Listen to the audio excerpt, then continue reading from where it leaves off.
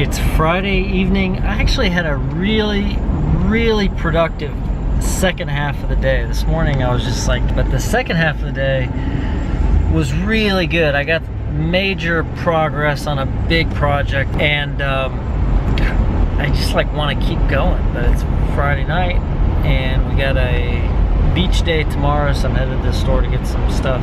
It was a really good day.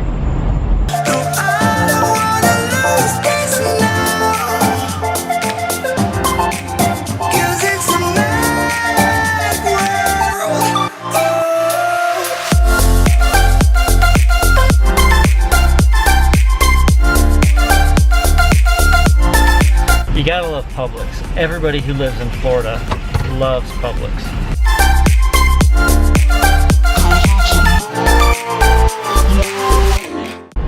I'm a big fan of time blocking, like when you try to get as much time in one block as possible so that you can make a lot of progress. And that's why this afternoon was so productive. I had like a 3 to 4 hour chunk of time when I could work on this big project. I needed that because I had done an exceedingly poor job of leaving off where I stopped last time.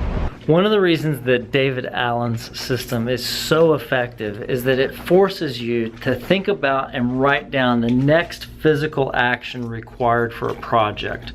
And that's what I didn't do when I left this project about 2 or 3 weeks ago.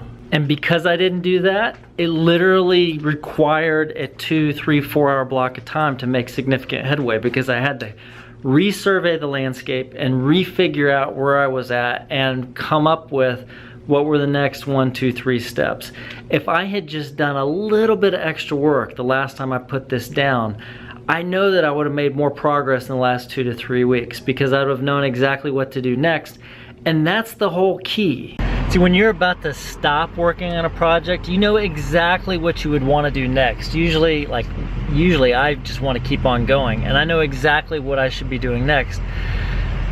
But you let it sit for 2 or 3 weeks and you completely lose track of where you stopped and where you should start again. And it only takes a couple of seconds to write down, put down in writing somewhere what should come next. If you don't do that, then you just kind of sentence yourself to this like 20 to 30 minute slog of picking the project back up again.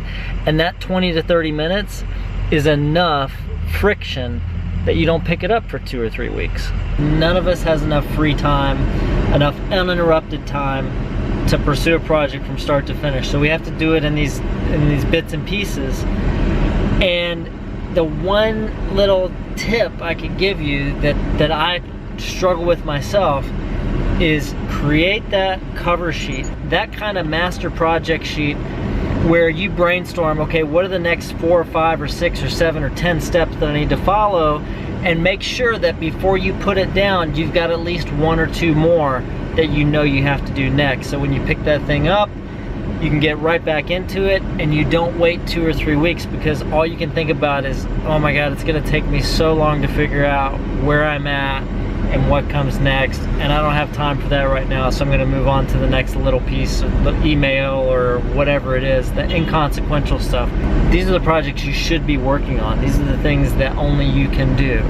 And if you do just a little bit of extra work before you put them down, it makes all the difference in the world in maintaining momentum and getting stuff turned around faster. See you guys tomorrow.